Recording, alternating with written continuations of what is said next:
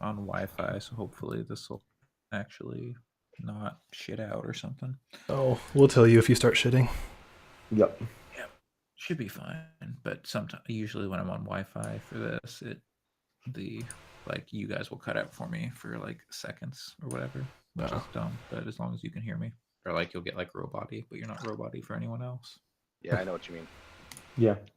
I recorded like the first 5 episodes of this podcast on Wi-Fi, and now I have I've got a like through the wall plug thing Yes, because it helps so much. it's so much better.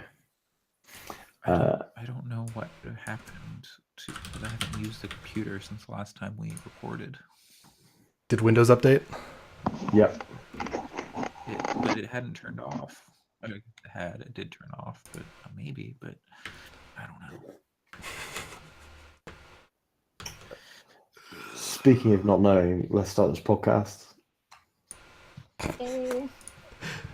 I'm very tired. The I feel like segues. this is the most subdued podcast we've ever done. So far. Might be. Hello and welcome to episode 19. 19. Yep. Yeah, one day I'll remember the episode numbers. Episode 19 of Gaming Fix, the first, best, and only weekly gaming podcast recorded by 6 internet friends. Currently, there's 5 of us, but you'll find out why in a minute. The secret truth is that Eric's not here. Wow. Wow, way to give it away. Spoilers. You have to go home to get that ending. Yeah. You've already heard Alex, Hey, I have some ginger ale. Allison, Hi, I am glad that you're back here to host because that is not an easy job. Andre, Like Kratos after God of War 3, I have shed the chains that bound me and am no longer playing God of War. and Pat. I really wish I had ginger ale. Oh man, you sound like a robot. Great. Wait, like I need to reconnect to this call. Sound like a robot? Or... Yes. Yep. Great. I feel like, I'd like to say that Pat should stay on the call as robot Pat for the rest of the podcast. Yeah, Pat's not here. He's being covered by a robot Pat. We built him a while ago. Don't tell Pat. Yeah, his initials are RBB because it's Robo Best Boy. Okay. Well, I mean, if he's a robot, he's not a boy, so he's best robot. Best bot. Okay, that's good. Better. Yeah, whatever I sound like now, you're gonna have to deal with it. Oh, you're not robot Pat anymore. Oops, the cat's out of the bag. We have robot Pat too. Yeah. I don't know if you've seen Bill and Ted, Bill and Ted's Bogus Journey. Mm-hmm. But the evil robot version of you is actually way better at Destiny. Yeah, tracks. So this week we're talking about video games. It's 11 p.m. and I've been up since 5 a.m. Alex, you have a weird game to talk about, and I won't say the name out loud because it's funny.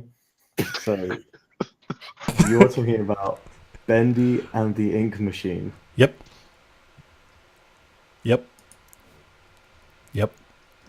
I don't know, man. That game is weird. I know that might come as a surprise given that you just talked about it, but surprising that you're bringing a game that you could describe as weird. Yeah, I know. I have a list. I have a list of other stuff that's barely video games that I could talk about, but no, let's talk about Bendy and the Ink Machine. So, as far as I can tell, this game was started on Patreon, which is weird. It's not like it started on Kickstarter. That's the first time I've ever seen a game started on Patreon. But it's like this chapter-based thing, kind of like a Telltale game, and where the first chapter is completely free on Steam. So no barrier to entry, at least. So you can check it out if you want.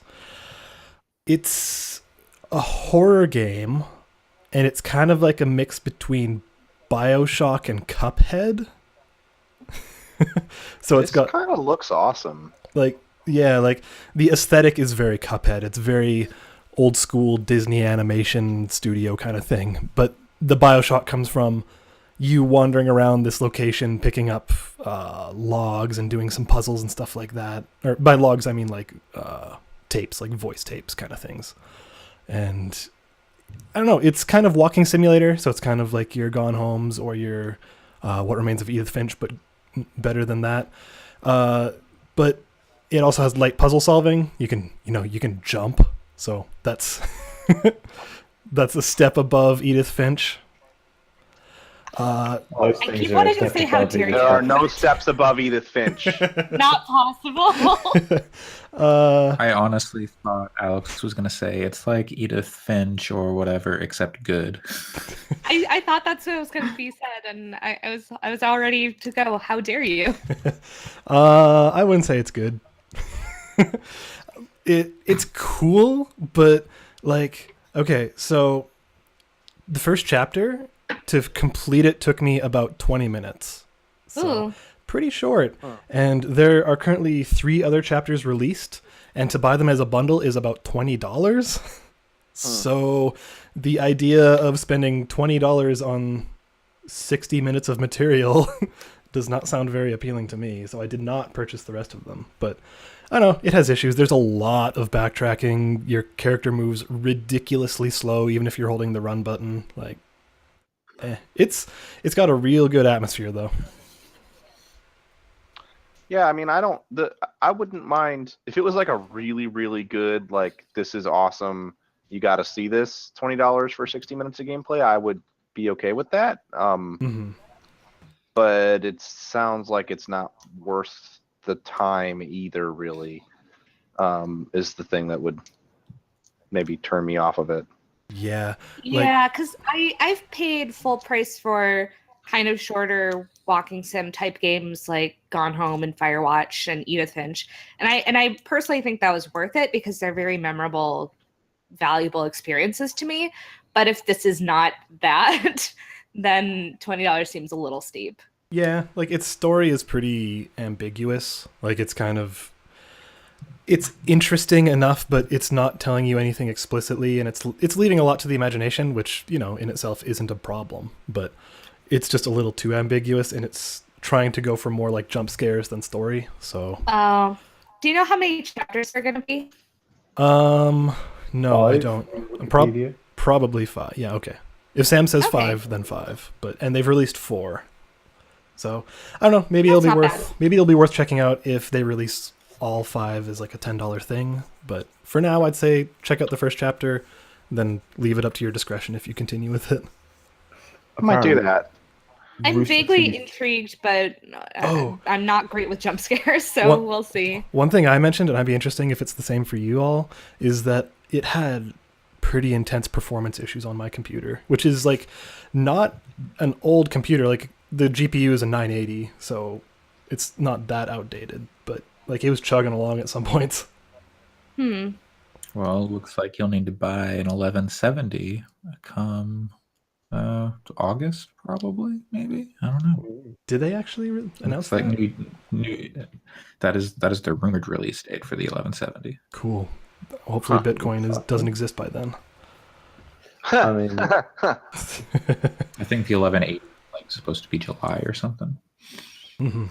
Hopefully they it just does something like there's just some kind of driver incompatibility with like all Bitcoin mining software that if they could somehow bake in some driver incompatibility that takes 3 months for people to figure out how to get around, so that way the cards can be on the market and not have their price inflated for a few months.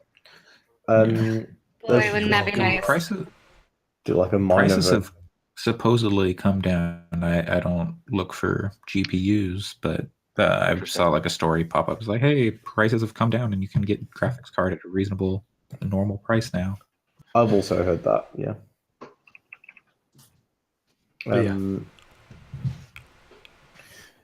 So apparently, Alex, Rooster Teeth is putting that game out on console.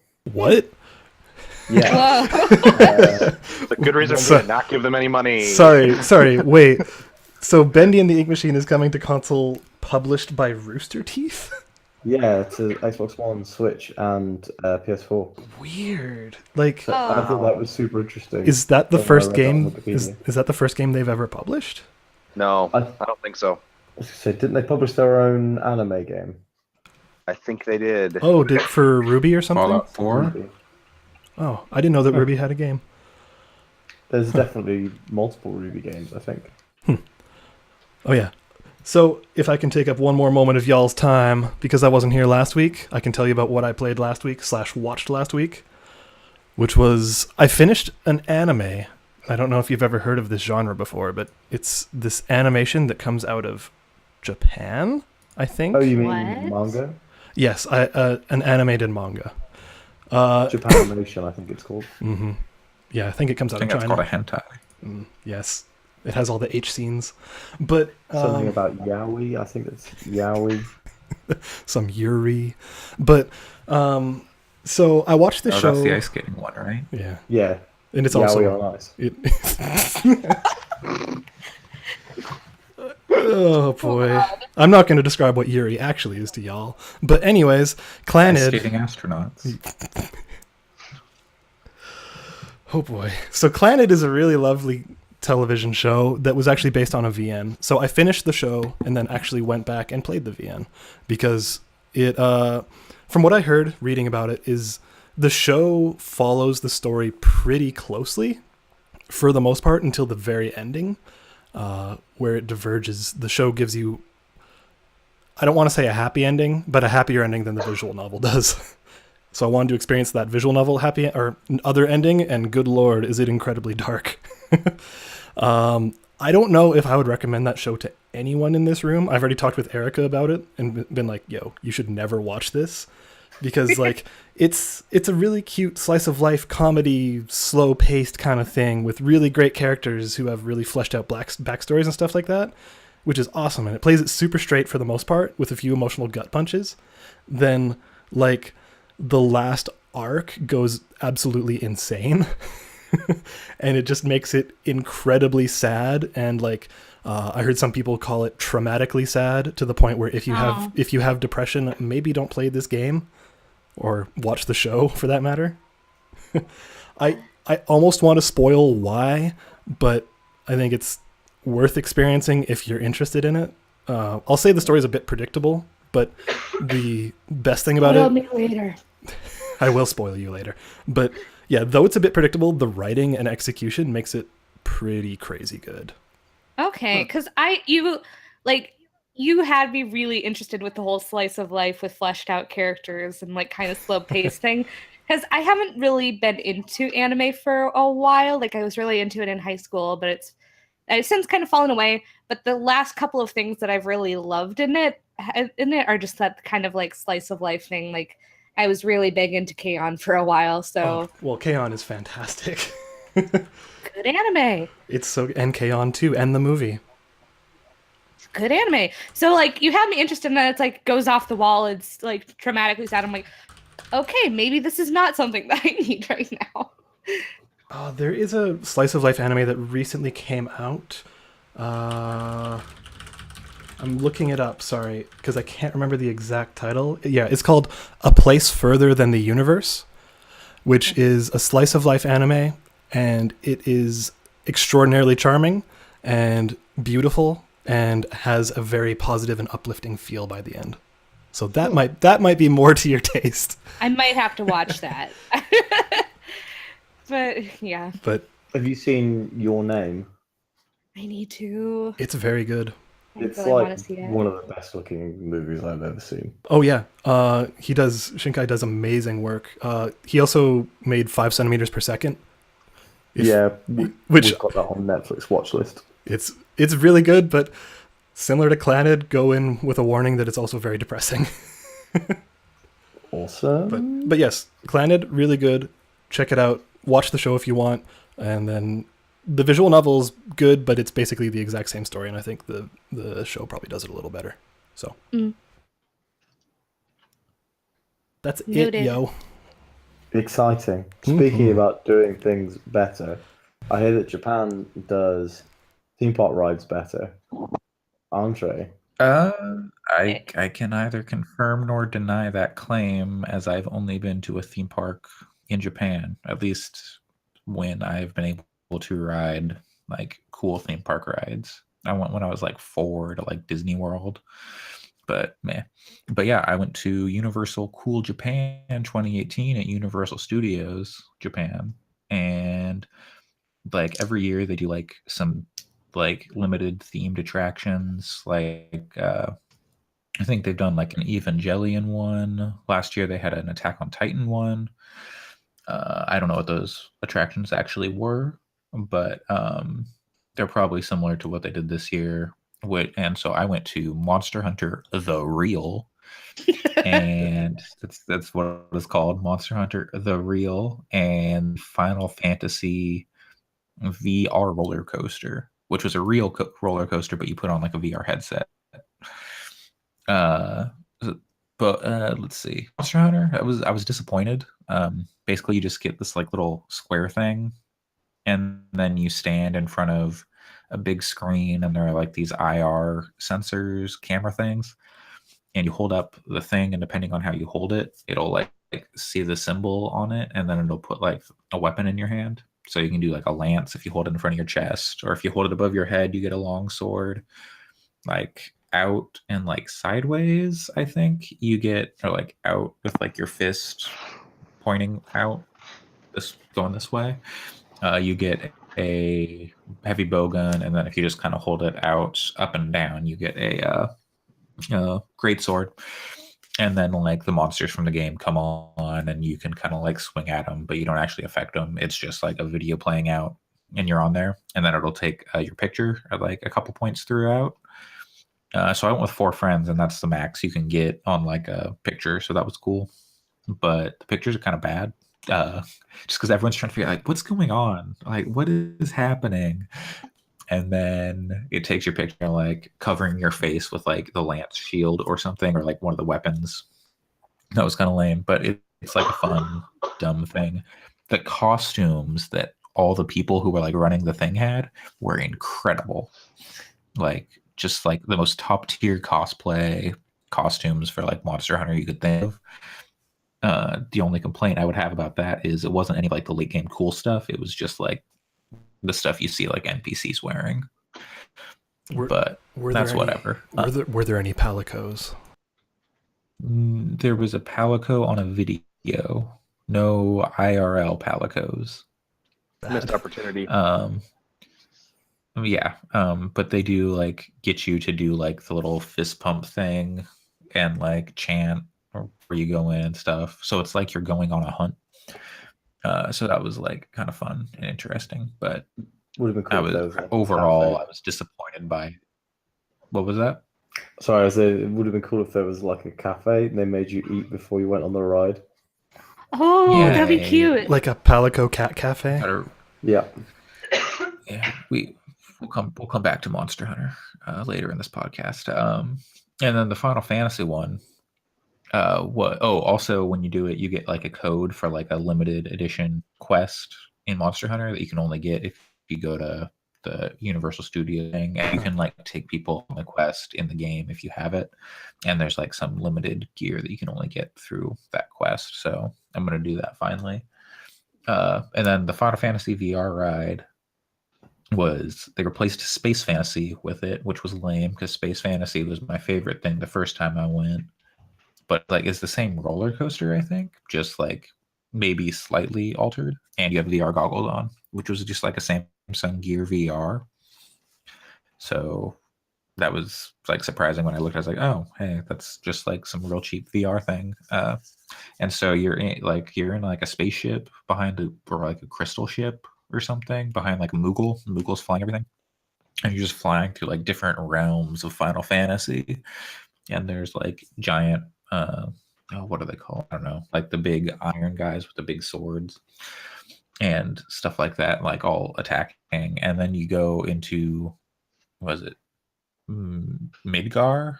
Is that from Final Fantasy VII? And then like Sephiroth and Cloud are like fighting in front of you, flying through the air, and it's really funny. My girlfriend, she loves the Flying Dinosaur ride, which is like, I think it's the tallest like one where you're prone and like hanging from the roller coaster, and like she laughs during that one, but during this like smaller Final Fantasy one, she was like screaming, which was really funny. Maybe it was because of the VR, and it was like hard to see what was actually happening because you couldn't always tell when you were in a drop since you're like flying. So suddenly it's just like, whoa. That But would probably freak me out, I think. Looking at the Yeah, way this not ride looks like knowing. it's structured. for the most part, you could tell when it was going to do stuff because like you're seeing like there's a path ahead of you mostly. Sometimes it would like when you're in the air for parts of it, it was like, oh no, we got to go down. But I didn't feel like that was any different than like a regular roller coaster because the drops aren't super significant. It probably feels more so because you're in VR, so it like it's making you seem like you're going further, maybe.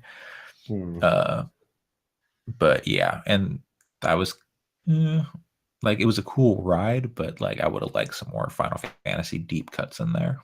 So, are they like Oculus Rift headsets that are just kind of taped to the back of the headrests, or what? No, it's just your VR, and you put it on your head, and they like put like a safety thing on the like behind you, so it's like tethered to the ride. But yeah, it's just like Samsung Gear VR with like a Galaxy phone in there. Weird. I've used a Gear VR. I actually think they're really cool. Yeah, I was surprised it worked so because like I'm moving pretty fast and stuff, but it kept up the whole time. There were no issues. That's good. I have a. As a side note, you should look at Google Daydream if you ever want a phone headset because it's even better than Gear VR. Also, I don't know how you guys feel about Waterworld, but starting June 1st, there's a Waterworld like action show happening where they do stunts and stuff. I guess I don't know. They did that in the California one. It's actually really good. It was better than the movie. It's just fucking Waterworld. What? I am still obsessed. There was also like a moon. Go for it. There was a Sailor. Oh yeah, there's a Sailor Moon thing that was going on that I did not go see. It was like a 4D spirit. I don't know exactly what it entails. I think it's just you watch a video and it like moves you around probably. Oh, that's kind of boring. But Did you? I've got an annual pass, so I might try and go back before it disappears next month. I don't know. Do they still have the Harry Potter area there? Oh yeah. No, that ride is so good. Did you? There aren't any Dementors in the Chamber of Secrets. Did you go there with your whatever that Harry Potter app name is called? I can't even remember at this point. I am still not playing the Harry Potter game. No. That's smart. That's a smart choice. Are you still playing it, Allison? Yes, I'm still playing it. And my family just asked me, "Why are you still playing this?" And I'm like, "I will. I don't know. I'm still gonna play it." So I'm gonna hope they fix it, and then I'll play it. I don't know what fixing that game looks like other than removing it from the App Store and then putting out a different game. That's exactly what I think fixing it looks like. Yeah, like a completely different game. Not like the same game, like just scrap the whole thing. Here's Monument Valley 3. That would be much better than this. But like with Harry Potter as that character. Harry Potter Valley? No. That's terrible. I love it. Yeah. Speaking of things that are terrible, Pat, I heard you've been playing a game. That's so mean. Sorry. I thought he wasn't talking about Destiny 2 this. Speaking of terrible video games, Pat. I don't know if that's because like of the game that I brought, or if it's because you're just mad I'm not talking about Destiny 2. It's a little from column A, a little from column B. Yeah, so people like I've never I've been playing a lot of Paladins this week because it just finally released out of beta and is technically like released now. Like that is the thing that that game is the thing that more people on the internet are wrong about than I think any other video game related thing. That game is like super fun and really good, and people look at it and don't they assume that it's an Overwatch clone, and then they walk away and say like, "Oh, Hi-Rez, you and your clones," when like none of the games they've put out are actually nearly as much clones as you would think looking at them. So their claim to fame before this was Smite. They did make some bad games prior to that. Global Agenda and Tribes Ascend are both trash, and those came out of their studio. But I don't know what happened between those games and Smite, but Smite's a pretty awesome MOBA. It's super different than League and Dota and the million other games that kind of took the MOBA Dota formula. But Paladins is, I think I like that even more than Smite. A lot of people, like, when it came, it's weird because like it started development around the same time as Overwatch was announced. So a lot of the talk of like them ripping off Overwatch is silly because the game was actually in development before we knew what Overwatch was. And while I'm sure that Overwatch's popularity did influence the direction that their development went, it's never was really conceived as like, oh, we should make one of those too. And then it ended up actually like hitting hitting beta after Overwatch came out. So it hasn't been available as long as Overwatch, but it was in development for a similar amount of time. But basically, it's sort of a hero shooter like Overwatch, but it's more of a first-person MOBA than Overwatch is. Overwatch is like Battleborn. like Battleborn, but good. Would you describe it as hobby grade? No, I would not. First-person Paragon. It's a lot better than Paragon too.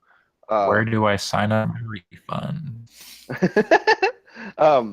Yeah, the thing that is interesting about Paladins is that it's like it looks a lot like Overwatch when you see it played, but Overwatch is competitive. The way that an Overwatch game evolves is everybody picks their character, and then you see what the other team has, and then you start counterpicking what they have. And really, Overwatch at a higher level is all about like continually shifting counterpicks, which is kind of why I don't really enjoy playing that game competitively. I like watching it because people are so good at their characters, but I have a hard time playing it because I don't really like the just like counterpick. Everybody screams at each other to pick the thing that counters the thing that they have. So big divergence number one in Paladins, you pick one character, that's your character for the match. There is no switching in the middle of the game. So it's more like a MOBA in that respect. Yeah, definitely.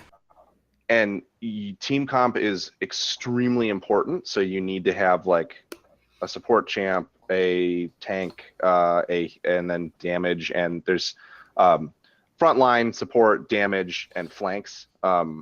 So flanks being like they have a lot of good movement abilities, and they're great for like getting behind enemies and killing them after the damage has kind of been dealt.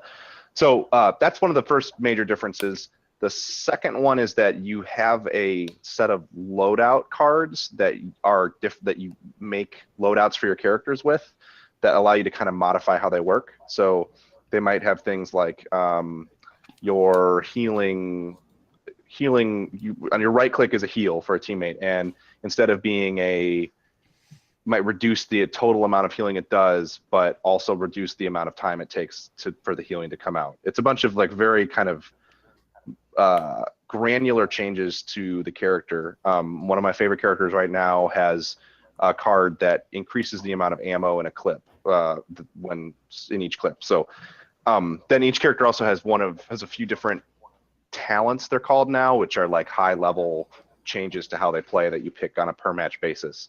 So there's kind of some customization coming in. And then finally, there's also, you buy items in the game like you would in a MOBA. And the itemization is way simpler. There's only like 16 items in the game total, and you can only pick one. They're divided into 4 tracks, and you can only pick one from each track. So it's a lot simpler and easier to understand. But it all kind of combines to being, even though the mode is the same as in Team Fortress or Overwatch, everything going on around it is a lot more tactical, less about Twitch ability and more about like strategic managing how the characters interact, and then making buys that will kind of help you against what the other team is bringing. Yeah. So it's really cool. I highly recommend it. They have a great Hi-Rez does a great business model with their games too. It's free to play, so you can check it out. But then for like $25, you can just buy all the characters, so you don't have to buy them one by one like in League. Well, that's nice. Yeah, Yeah. like this is How many very. characters are there? Oh, sorry. I think there's like 27 right now, but they add them pretty frequently. But Pat, this is extraordinarily Dota-like in the video that's currently playing. So if anyone's watching the video version of the podcast, it has a pick and ban screen that is very much like Dota. Yep. Which you don't see in quick play, obviously, but in competitive, yeah, there's picks and bans. I'm trying to get a. Yeah, it's like 25 to 30, 36 champions. 36 They is add them more every month or two. That's really cool. Wait, are they really called champions and not paladins? They are called champions and not paladins. What the fuck? Whatever. They're called champions. They're called champions and not legends in League of Legends. So Yeah, that's true. That's a good point. Thanks for making that argument for me. But the main reason that I wanted to bring the game up is because they had they did a lot of creative things during the beta to try to figure out how to monetize the game, and went into some really shitty territory where like they did like originally the cards I was talking about that you do for a loadout, you had to get them in chests, like loot boxes basically. Or you could like Battlefront. kind of, yeah. Well, not as bad as Battlefront. It was more like you get the card once and then you get to pick what level to put it at in your deck, in your loadout. Basically, you get 12 loadout points and 5 different cards to select, and then you can give cards level bonuses by spending those points. So all you needed to do was unlock the card one time, and then you could do whatever you wanted to with it in a loadout. So it wasn't as bad as Battlefront. It was closer to something like Hearthstone. But then eventually they they apparently thought that the Battlefront model was a really good way to go. So after it became clear what Battlefront was, they changed to that model where you had to like unlock, like you had to get more copies of the cards to level them up. Oh no. Yeah, and it was not as bad as Battlefront because in the competitive mode, they just leveled everybody. So there was it didn't matter what your card levels were in competitive, but in the unranked, just for fun modes, you had to level them up.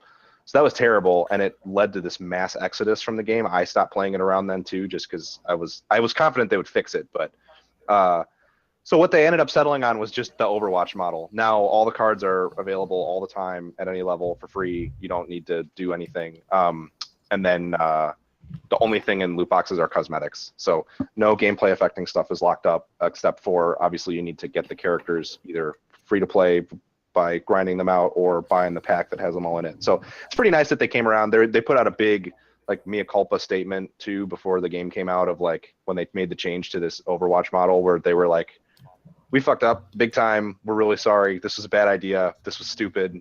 Like a lot of people on the development team thought it was stupid. And for some reason we listened to the people that said it would make us more money, and we don't plan to do that again because it was a really bad mistake. So they also, yeah, they announced a battle royale mode for that game too. And as part of all that, it does look pretty fun, but as part of all that, they split the battle royale mode off and said like, we're still working on this, but if we release it, it's going to be as a separate thing, not tied to this game, because that way we can monetize it differently and everything. But they went through a dark period late last year that they've recovered from for release. So anybody who hasn't checked it out, I recommend giving it a shot. It's a really fun game. Cool. Is it free? It's free, yes, but then you can buy the characters in a big pack, or you can go with free rotation characters. Can you earn characters Can you through in-game play? in-game? Yeah, there is an in-game currency that I think you can still buy the characters with. Okay. Cool. But really, the pack to get all the characters is like $25 or $30, and then that gets you the characters forever too. So Future characters as well. Yes, all Okay. characters forever. That's how Smite is. Like I bought the Smite pack for $20 when that game was in alpha, and I've gotten all of the like 87 characters that are now in it as they come out. Only 87? Wow. It might be more than that. I'm not sure. Speaking of getting all the characters, Alison, you've been playing Mario Kart 8 Deluxe, Yeah, Mhm. so which all the Okay. characters are unlocked from the start. I was gonna say, where are you going with this, buddy? yeah, I get what you mean. I get what you mean. It's all the characters are unlocked in that. So I've mentioned to the rest of the group, I am moving right now, so that's been taking up a lot of my time. But my family has been helping me out, and so for a couple of days after we finished moving some stuff and working on in my new apartment, I sat my sibling and then my sibling and my dad down to play Mario Kart 8. And Force them. well, Lee, my sibling, wanted to. My dad was a lot more hesitant, and to be perfectly honest, he probably should be, because he had some trouble. Did you give him like the auto turn and accelerate? He said he didn't want it. We asked if he wanted it, and he said no. Did he And- did he use tilt Shouldn't have controls? Did he use tilt controls and then state I am using tilt controls? No, we didn't play online, but even if I'm not using tilt controls, whenever I play online, I definitely use them. Like, I'm using I tilt say that controls. all the time. I'm glad it's not just me. But yeah, That's- but it That's is. in terms of service. I like to beat people, and then they're like, "He was using tilt controls."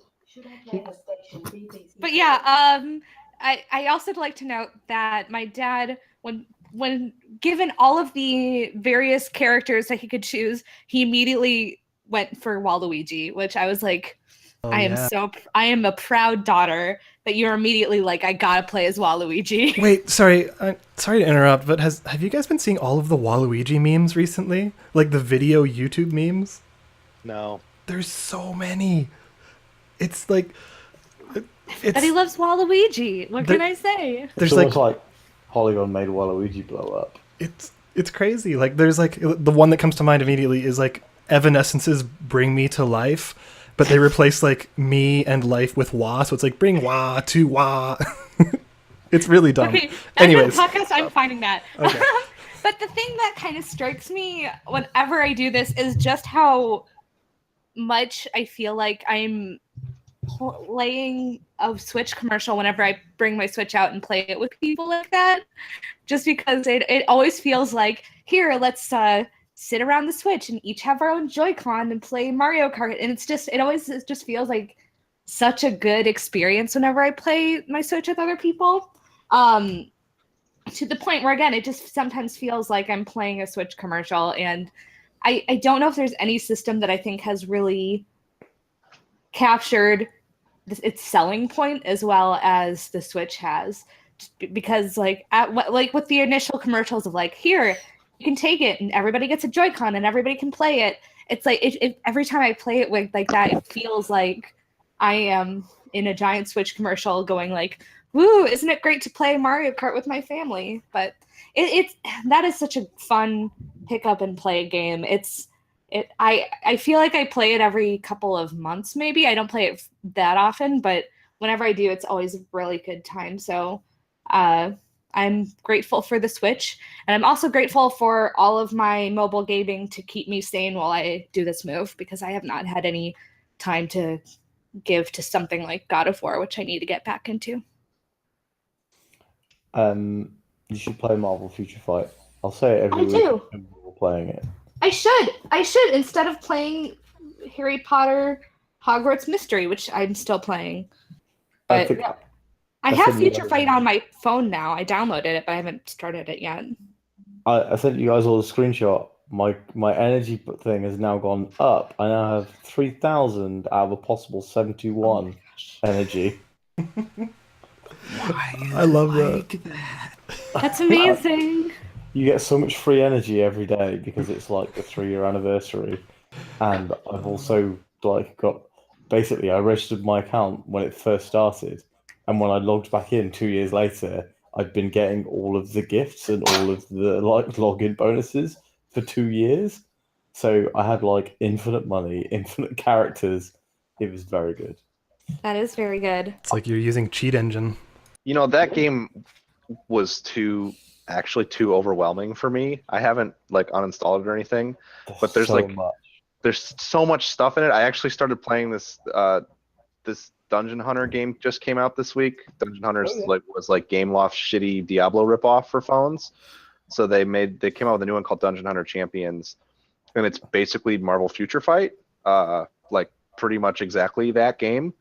But because it just came out, there's like very little in it. So I've been playing that more because it's like I can parse it, and there's not like 1,000 things to do. I play this game. I play Future Fight every single day since we talked about it when we talked about Harry Potter, and I was like, "Oh wait, Future Fight was really good," and I just didn't install it when I got my new phone. I went back to it, and I play it every single day. I play for like on the weekend. I'll often play over an hour of that game, and I just found the X-Men storyline today. Nice. Yeah, there's a lot in there.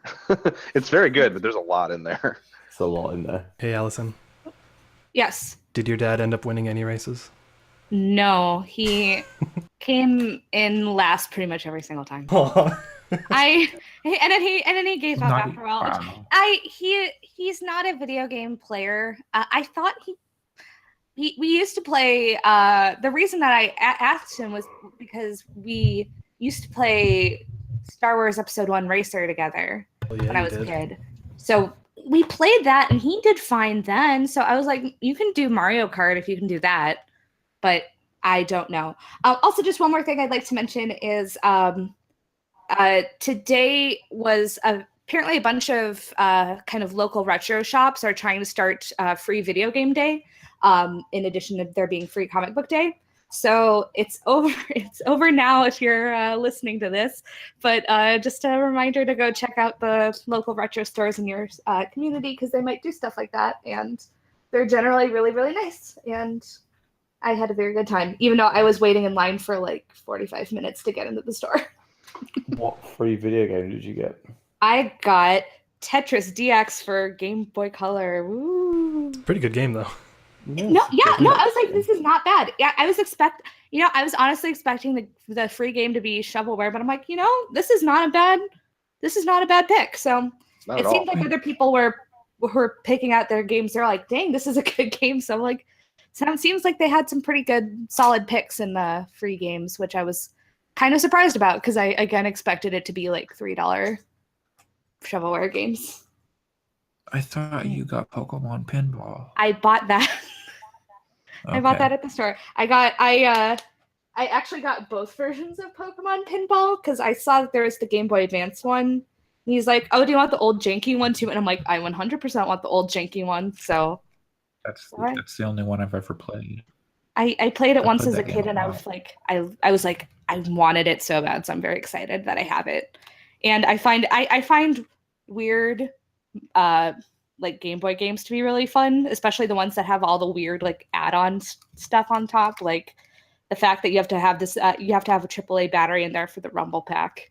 Something about that just tickles me. So It's that very was good. very fun. Wasn't there a WarioWare game, the tilted one or whatever? Yeah. So cool. And there's a Yoshi game that also had like the tilt thing, and there's a couple of different Game Boy games that have like a rumble feature added in. I just find it so funny that it's like how big some of these like mobile game or these Game Boy cartridges can get to get those features. Do you know what they should have done? Is they should make a WarioWare themed Labo for Switch and call it WarioWare Turned. And it's just all purple cardboard that you make into weird shit and then play games with your friends with. I would buy it. Yeah. I love WarioWare, so I would probably buy it. What if, now stay with me here, what if it's like Bop It, but like Labo, and it's 4-player? Okay. I'm doing it. And made Yeah. of cardboard. Yeah, it's all made of cardboard. You know, I'd buy it. I keep the other Nintendo thing that people have been talking about, that Splatoon reveal that they're going to have. What if that was like Splatoon Labo?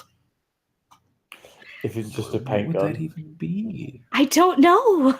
It's just a bucket of paint. It's just like the stuff in Splatoon, but it's like they're starting with the paint roller, and the idea is that you just paint everything. Yeah, I've seen people was- suggest that it's Splatoon Battle Royale, which I would play in a heartbeat. Yeah, How that would- sounds fantastic. How would It that sounds like what work? they're gonna. Yeah. Isn't a big part of I don't know. Splatoon like painting the stage though? Yeah, but there's also the like ranked modes that, I mean, none of the modes are really focused on fighting people, but there are modes that are less about the painting. Like Yeah. there's kind of like you have to get Salmon this. Run. Yeah, or there's also you get this thing from point A to point B, and there's also, you know, just the more of the kind of range modes are different, and salmon run's different. So, you know, I wouldn't be too surprised, but I wouldn't be either. The problem, though, this is a more meta discussion, I guess, but like the problem is like what I don't think a lot of these publishers understand is that the reason that Fortnite is so massive isn't because it's a battle royale, it's because it's a decent free game that doesn't have a Yeah. bunch of stuff locked behind paywalls. Like Yeah, I think- it's cosmetics that you pay for in that game. That's the reason it's so huge. yeah. Splatoon Being Battle Battle Royale Royale would have helps, to be free. but- Well, Yeah, also, and they if, wanted it to do anything. I feel like though with Splatoon, if I think they've already added so much kind of free content, or they add a lot of free content to that over the years. So, you know, if they realize, okay, we have this amount of a player base who already has Splatoon 2, we want more people to get back into playing it. So this could be a way for a lot of people to go back to it. I could almost see them launching it as a standalone app that's free, Same. and then Ugh. because they're going to be trying to push their online service. So the thing you would pay for the online service and have free access to that. I don't actually think that's going to happen. I'm just saying I could see that being a direction they go. Yeah, I think what's totally. actually going to happen is it's going to be a $10 DLC for Splatoon that no one's going to play, and it's going to get completely lost. But maybe my It's cynicism gonna is be misplaced. It's going to be a Nintendo-like solution. So bad. Yeah. Yeah. If I was them, I would put that shit out, make it completely free. Like so it's, you know, it comes with the network or whatever, and you pay for cosmetics because cosmetics are super important in Splatoon. Totally. Like how your Inkling looks is really important. I And just mean, feel like just eat the money on it if it doesn't make any money. I own I'm with you. Yeah, I mean, I own 3 amiibo, and 2 of them are Splatoon amiibo, just so I could get some fun outfits for Splatoon. So, like, I get it. Yeah, I mean, like I own 75 amiibo, and 6 of them are Splatoon amiibo, so 7 are Splatoon amiibo. So I completely get it. Yeah. 'Cause they've got some Speaking- good outfits in that game. It's very good outfits. Speaking of Nintendo video games and Nintendo-like solutions, I've been playing. Well, I played 1/5 of the Nintendo Labo Variety Pack, and I didn't really think any coherent thoughts about it when I was playing it.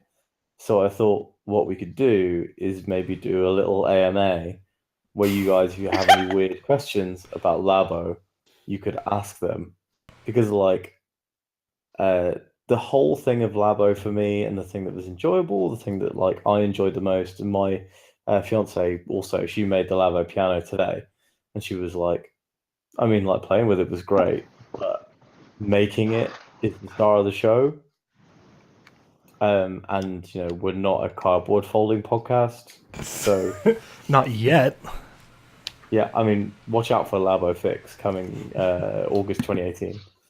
Just wait for E3 next year, and then we'll see how feasible cardboard fix is. Let's I'd talk be about surprised if there is not more Labo every 3 to 5 months. I No, I mean, if Microsoft and Sony release their own Labo-like product, Labo. That would be I extremely mean, I funny. don't know. I don't know if this is out before Labo, but I was at Target the other day, and walking through the video game area like I do, and there were a couple of like tech plus cardboard things in there that weren't Labo, and I was like, okay, guess everybody's like jumping on the cardboard train. So it's weird. I found. What were you gonna say? Oh, I'm just saying, like those aren't new. Those kinds of things existed. Like Nintendo Yeah. didn't come up with the cardboard toy idea.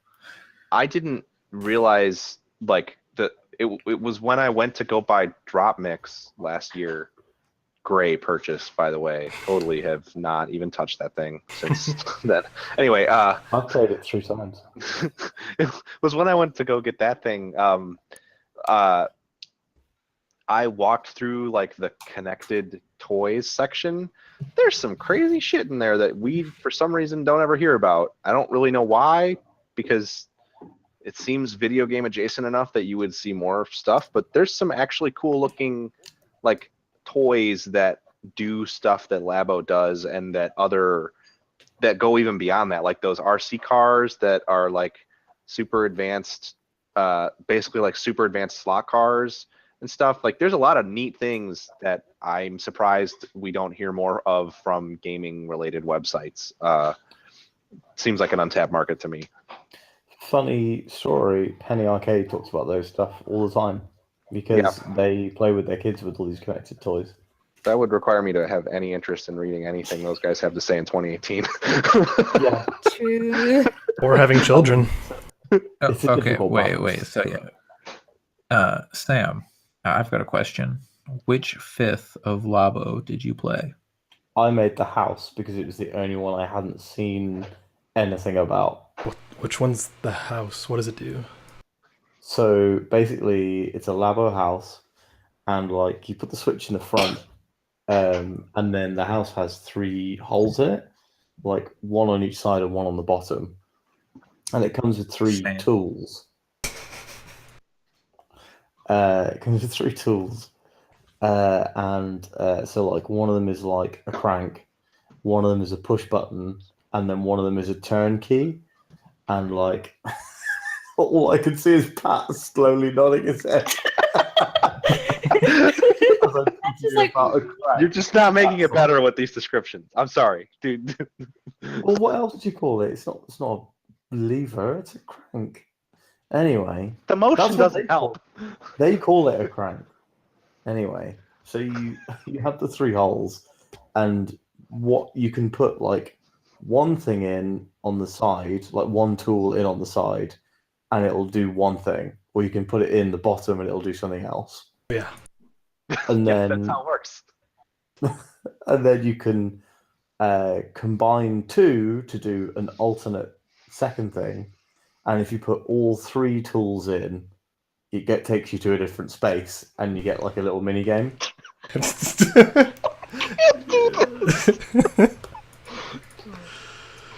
Elevates your plane. I'm really happy that it's a fun, wholesome toy that you're enjoying your time with. Apparently not anymore. Emphasis on the whole. Yeah, Some. there are 3 holes in the Labo house. Yes. Oh, The Labo God. piano's got a hole on the top for like you can change the music, the instrument type That's from cool. like regular notes to like cat meows Hell yeah. to old man voices Hell yeah. singing. So I was, in all Very seriousness, weird. in all seriousness, I was interested to see like what they showed those like putting Joy-Cons in those slots, and I was interested to see what that like how that affected anything. So it's cool to hear that it's like actual tools that control different aspects of the toys based on how you like where you put them and how you use them. That's pretty cool. Are there? Yeah, so Sorry. like the IR camera will like see the Yeah. tools as they're put in, Mhm. and each one you put a different pattern of the stickers on, so it always knows which one you That have makes sense. inserted, whether cool. it's from the side or from below. Are there any that make use of more than 2 Joy-Cons? I haven't seen one that uses 2 Joy-Cons apart from the remote control car, which does use 2. but only the piano and the house are single Joy-Con ones. They only use the right Joy-Con, the Wow, one with the IR camera. Makes sense. interesting. Have you looked at anything with like the Labo Garage or any of the stuff past building your beautiful Yeah. house? Yeah, so I did literally all the activities you could do with the house, so I probably won't play with it again. I might get it out to show people or whatever. But I'm probably not going to play with the house myself again. The piano looked like it had a bit more shelf life on it in terms of what you play. In fact, actually, the piano, you could use a second Joy-Con. You could conduct with the other Joy-Con to get a metronome beat. So you Oh, could That's pretty cool. click I back love and it. forth, which I thought was really clever. Yeah, so I watched it comes with like basically there's 3 modes: make, play, discover. And make is obviously how you make the thing, like a Lego instruction book. Play is all the activities and all the like programming and weird AI stuff that you can do with them. And then discover is like a documentary YouTube series for kids where you can be shown how it works, what it does, and it like goes all the way through. Like that's how I knew that the different sticker patterns were how it recognized it and stuff, which I hadn't even thought about. Interesting. It's really clever. It's the discover section. Like I spent like a full probably half an hour, 40 minutes watching all the videos and like going through it, and it's structured like a conversation. So like or like a text chat. So there's 3 characters. There's one guy who's called Jerry Riggs. Then there's Learn a Lot and something I can't remember the other one is, but it's another terrible pun. And the like basically one of them will be like, do you know how the Labo works? And you're like, and it comes up with options that's like, yeah, or no, and then you just like go through, and they address you by the name of your account. So they were like, Sam, did you enjoy building the piano? And I was like, yeah. So yeah, it was really cool. So naming my account shithead will just really make me love working with Labo. Hopefully, A shithead. How sturdy does everything feel? Because I've heard that people say it feels pretty sturdy, but from your experience, sturdier than I would expect, but not as sturdy as I would want. okay, That makes sense. that makes total sense. I was worried about my cat's trying to play with it. The youngest cat loves playing with it. How long did it take you to build the house? About 2 hours, I think. 90 minutes, 2 hours. And it took Jesus. Fiona 2 hours and 20 to build the piano. And she didn't have Papa Bear to help her. No, I was playing God of War the whole time. Yeah, and I've heard that the robot takes quite a long time to make too. So I hear the robot is 5+ hours. yeah. I'm going to make the fishing rod next, but as it had a piece of string on it, I didn't want to do it with cats around, so Makes That's sense. fair. That's fair.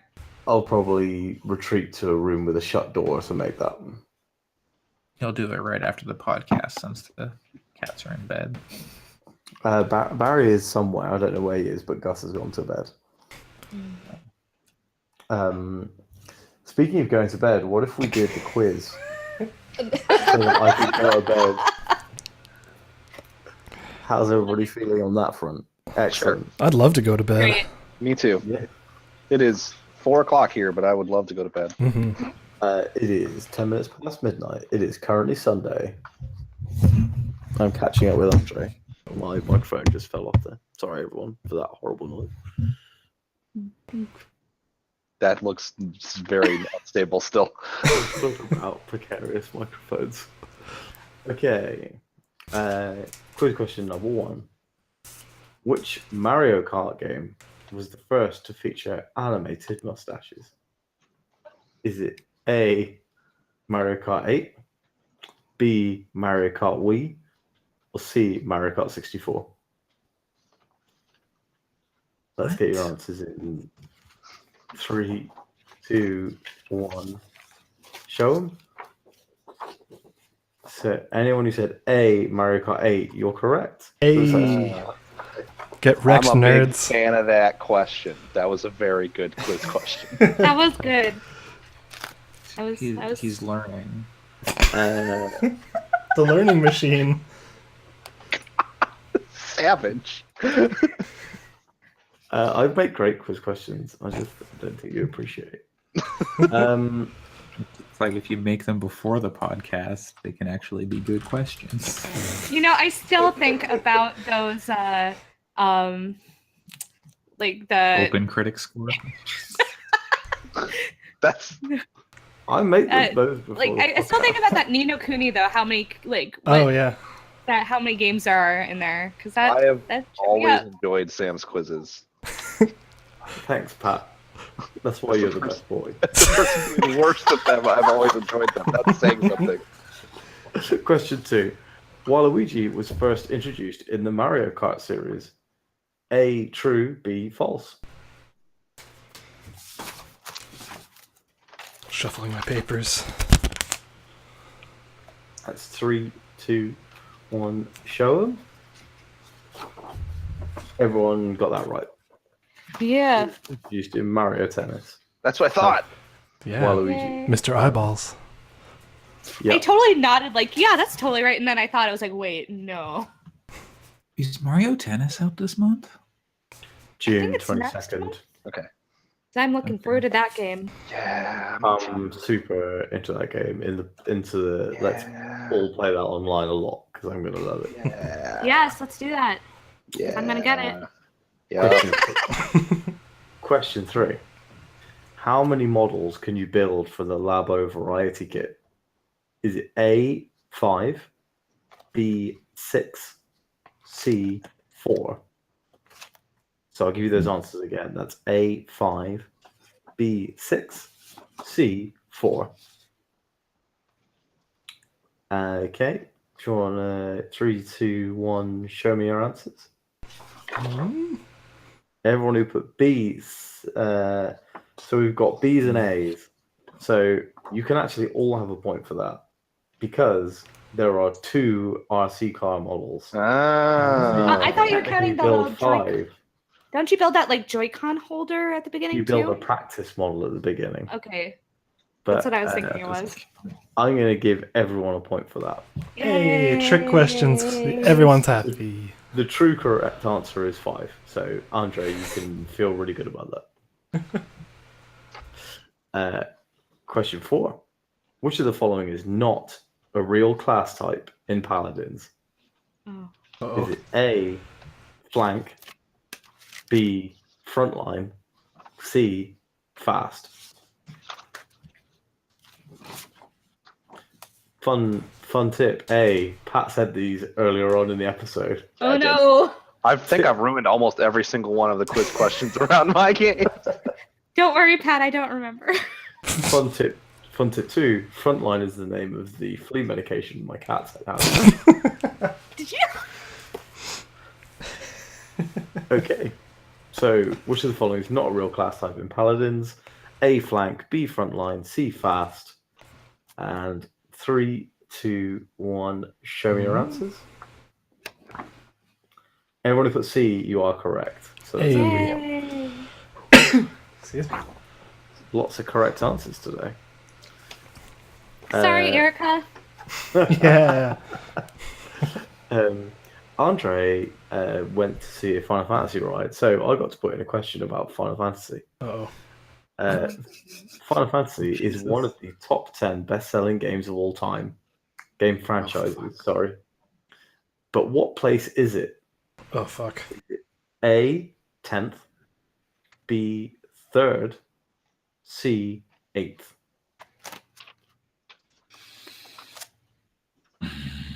That's A, 10th, B, 3rd, or C, 8th.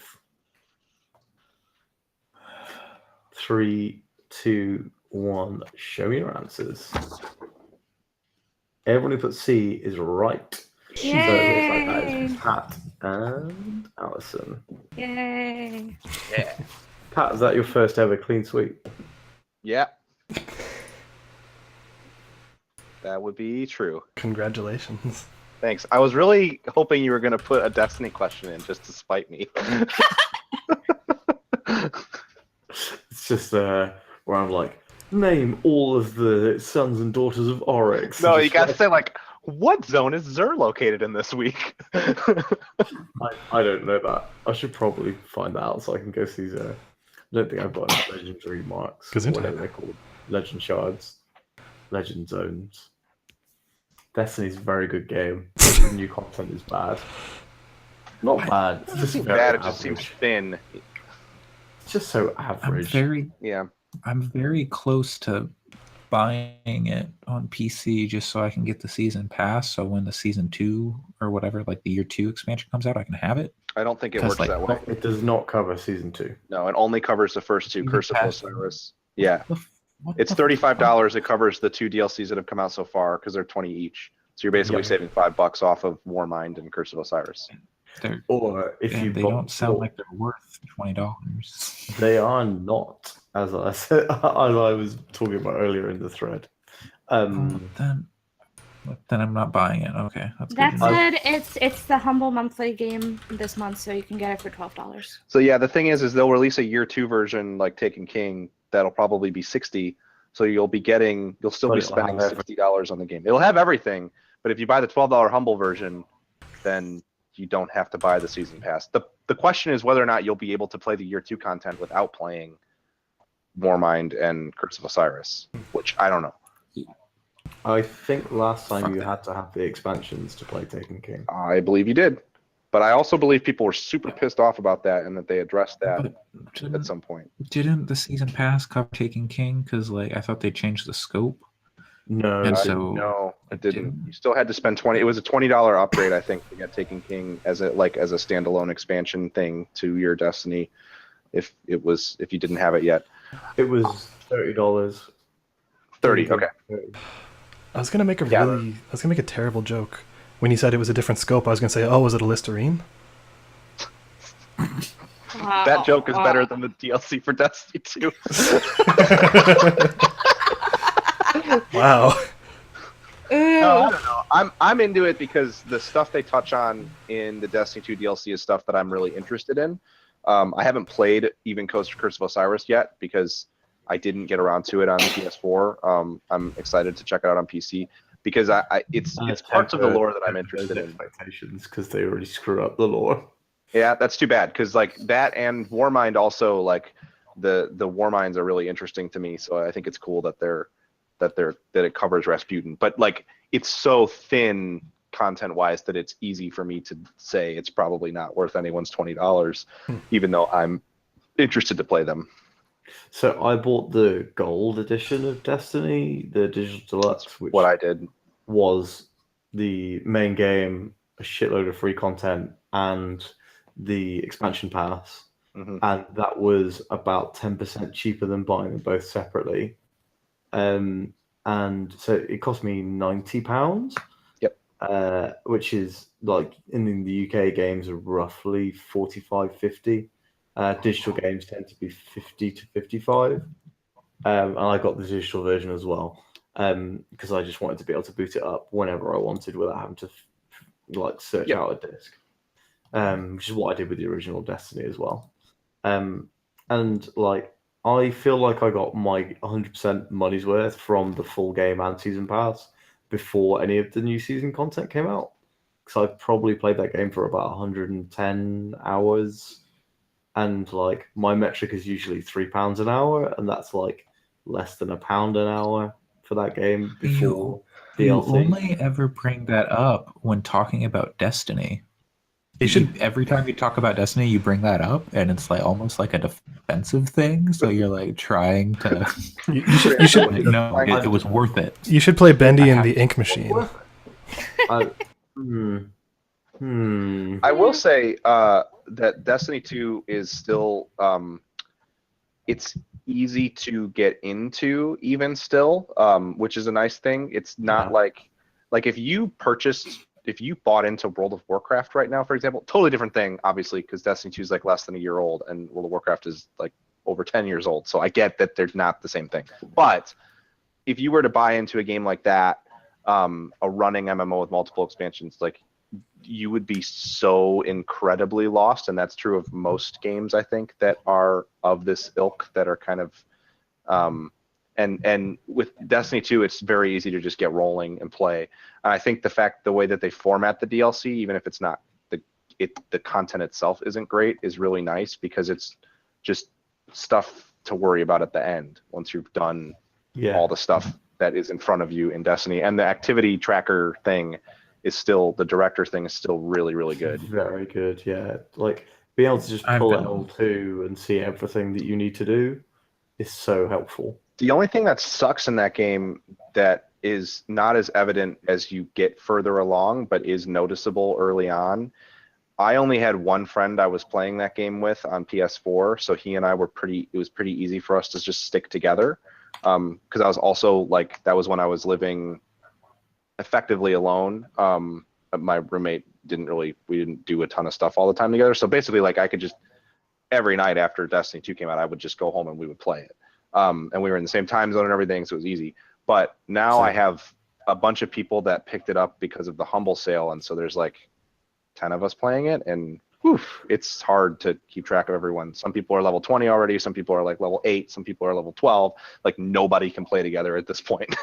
And that changes once everyone levels up and you get going, but yeah. So content is auto leveled to your current level, so you can play with someone who's level 20. You can. I guess what I mean is you so rapidly get through so much content that it's hard to sort of stay at parity with each other. Because you get so spread out in terms of what you need to do, basically. But that does eventually come back together and head off. So anyway, we should probably talk about something other than Destiny 2, because well, that's the end of the podcast. That was it. Mila Jovovich is going to be in a Monster Hunter movie. Yeah. Why? But the story of Monster Hunter is so good. It's perfect for a P.T. Anderson. It's not P.T. Anderson. Oh, Paul, I don't get them mixed up. It's like it's 23 minutes past midnight, Andre. Come on, give me brother a break. I'm very old, very tired. I want that. I don't want people to.